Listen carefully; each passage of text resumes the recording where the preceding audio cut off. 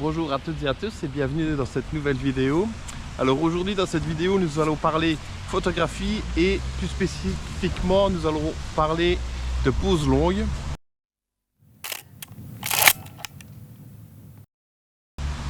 Et donc ici je me trouve dans la ville de Spa en Belgique et nous avons ici derrière moi, je ne sais pas si vous la voyez bien, j'ai une belle petite cascade et je vais réaliser quelques pauses longues et nous allons voir comme ça quels sont les effets sympas qu'on peut réaliser.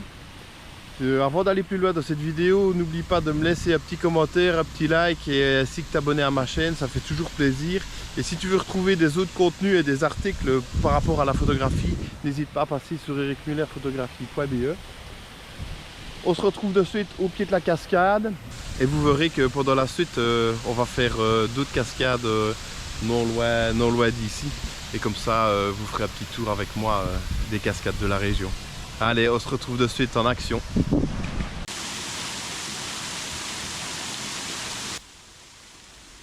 Et donc nous voici sur place, je vais prendre mon appareil ici. Ici je suis avec le 24-70 et je vais tester comme ça quelques compositions à 24 mm, voir un peu ce que ça donne. Et donc ici je ne monte pas mon filtre ND de suite parce que j'ai envie de faire mes photos avec une vitesse d'obturation assez vite et voir un peu les angles et la composition et ce que ça donne comme ça en vitesse, je vais dire en vitesse normale. Et donc ici je teste, moi j'aime bien faire les photos à ras du sol, donc ici c'est ce que je suis en train de faire.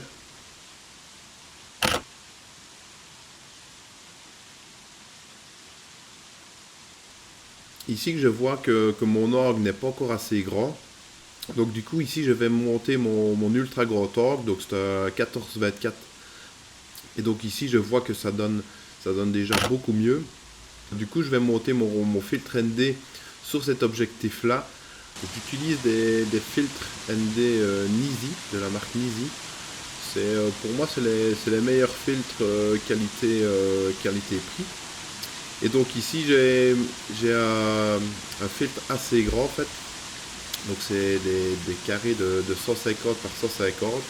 Et en fait c'est spécifique pour les objectifs en bulle avec une lentille incurvée. Et donc ici ils sont assez grands. Et alors je vous conseille de chaque fois bien vérifier qu'ils soient bien propres, qu'il n'y ait pas la moindre poussière dessus. Donc c'est ça ici que je donne un petit coup de nettoyage avant de le monter sur mon porte-filtre. Et donc aussi il faut bien regarder pour que ici sur ces filtres il y a des petits mousses qui sont faits exprès pour venir se glisser entre le porte-filtre et le filtre et pour ne pas laisser la lumière venir par un autre endroit que par à travers le filtre. Donc ici vous voyez qu'il faut bien l'ajuster pour être sûr que la lumière ne rentre pas par un petit coin. Donc ici je m'éloigne un petit peu de la cascade pour être sûr que vous m'entendiez bien. Et donc ici comme vous le voyez au pied de la cascade il y a quelques rochers comme ça et je vais les utiliser avec mon ultra grand angle pour composer mon avant-plan de mon image et je vais monter un filtre à mon avis vu la luminosité je vais essayer un ND64 et je mettrai peut-être mon ND1000 par après. On verra bien le temps de pause que je vais pouvoir avoir, mais je pense qu'avec un ND64 ça pourra vraiment le faire. Allez, je monte tout ça sur mon boîtier et je fais les premières prises de vue. Et donc je viens de monter mon ND64 sur mon boîtier et sur mon objectif plutôt. Et je vais me servir de mon mini trépied pour vraiment aller comme ça au ras du sol. Je trouve que c'est bien plus dynamique avec un grand angle lorsqu'on fait des photos à ras le sol en portrait. Donc voilà, je vais faire toute ma prise de vue en portrait et je vais vous montrer comme ça les différentes vitesses que je vais utiliser, ainsi que les différents effets qu'il va avoir sur la cascade et surtout sur la texture de l'eau. Donc je vais faire ma prise de vue et on voit tout ça à l'écran.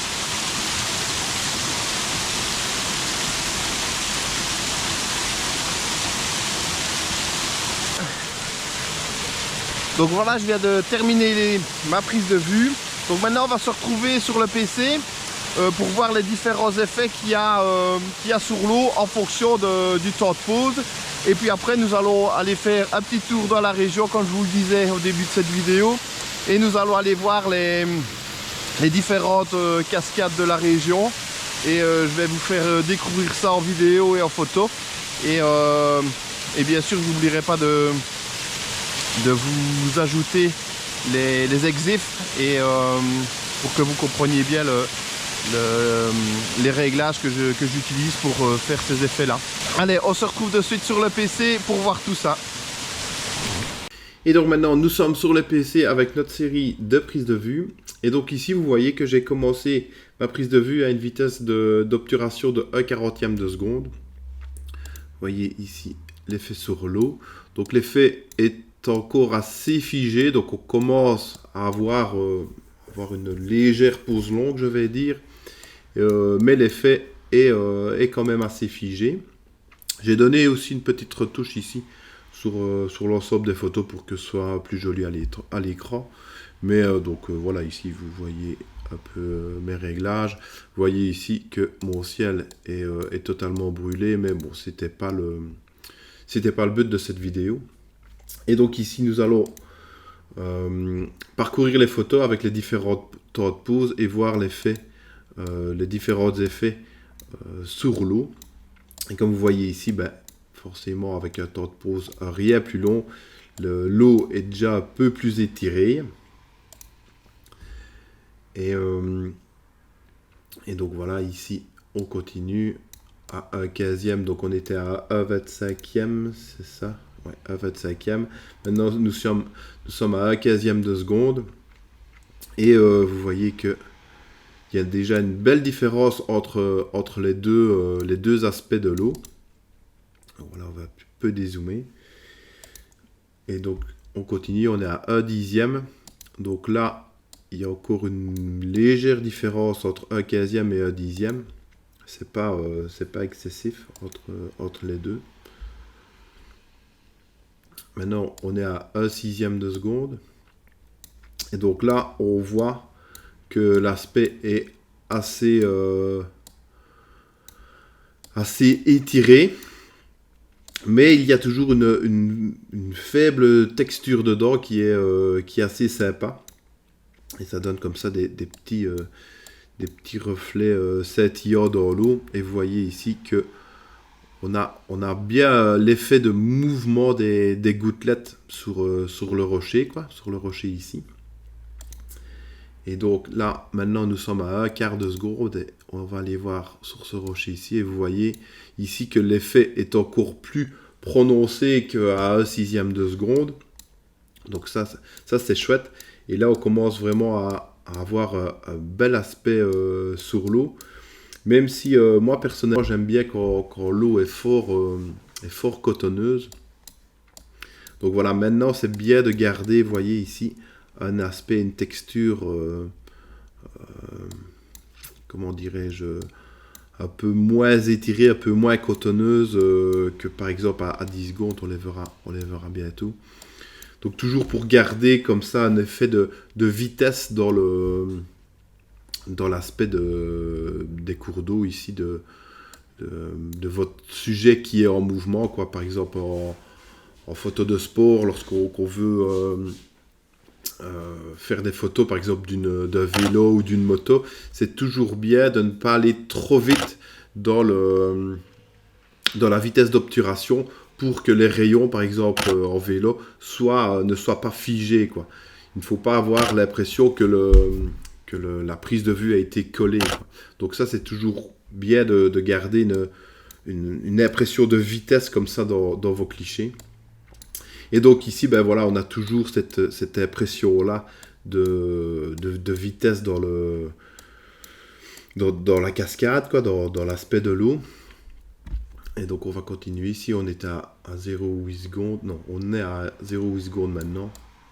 Et vous voyez que là, c'est déjà beaucoup plus cotonneux.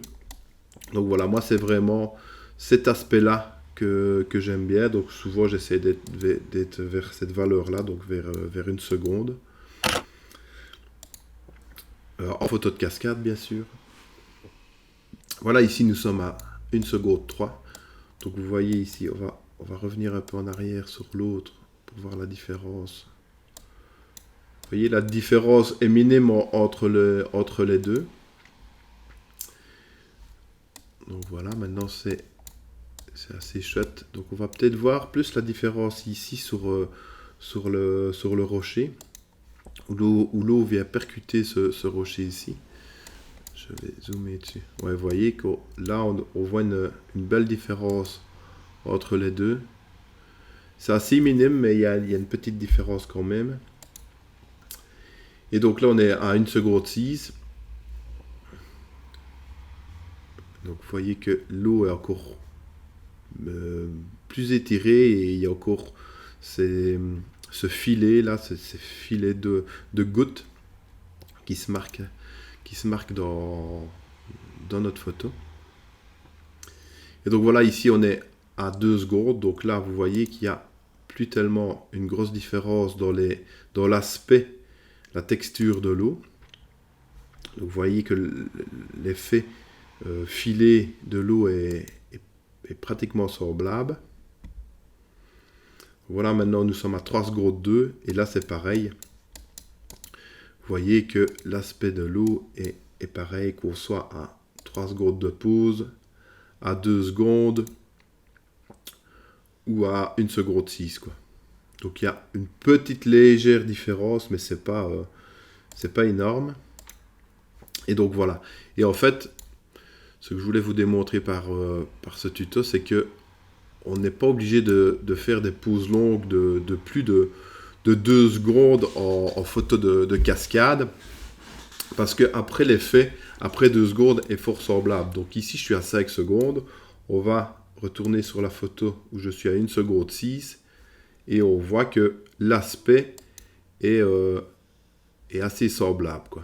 Vous voyez, ici, il y a un peu plus de gouttelettes, je vais dire, et de filet qui est forcément, c'est plus long, donc il y a eu plus d'eau et ça fait plus de filets, de traces dans notre image, mais l'aspect de façon générale de l'eau sur la cascade est fort semblable, quoi.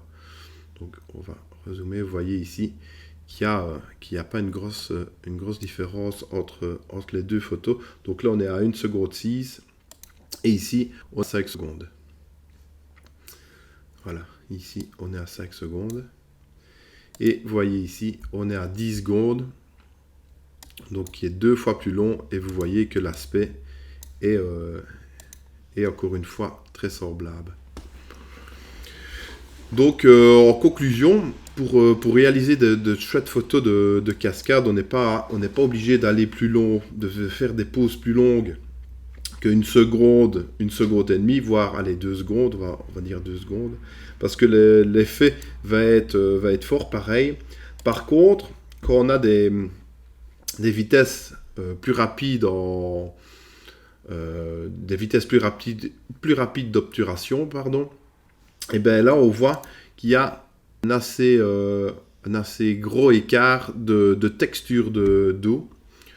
Donc ici, une fois qu'on passe de 1/15e à 1/6e de seconde, par exemple, eh bien, on voit que l'effet est tout à fait différent et que la texture est tout à fait différente. Donc c'est sur ces différents aspects-ci qu'il est intéressant de comparer selon notre appréciation de prise de vue, quoi. Donc voilà, c'est ce que je voulais vous démontrer. Et donc, la différence artistique sera au goût de chacun, forcément. Mais vous voyez ici qu'on a vraiment un aspect de l'eau complètement différent et que ça change énormément d'une vitesse à l'autre, quoi. Alors qu'on n'a pas spécialement été beaucoup plus lentement, quoi. Donc c'est les différences de vitesse sont assez minimes entre les prises de vue. Donc l'aspect varie fortement lorsqu'on est à des vitesses encore assez rapides, donc un 15e, un 20e, voire un 6e de seconde. Et puis alors on voit que l'aspect de l'eau, plus on va être lent dans notre vitesse d'obturation, plus l'aspect de l'eau va rester plus ou moins semblable. Donc voilà, et moi pour vous donner une petite idée de ce que j'aime vraiment bien, c'est cet effet-ci à 1 seconde 3. J'aime bien l'effet, souvent vers cette vitesse d'obturation aussi, que l'eau a, quoi. Donc voilà, j'espère que cette vidéo et ce tuto vous aura aidé. On va continuer à faire une petite balade dans les environs de l'est de la Belgique. Et on va aller se balader sur les différentes cascades du coin. Et je vais vous exposer comme ça les quelques photos que j'ai fait pendant ma tournée ainsi que quelques rushs vidéo. Allez, on embarque de suite et on continue.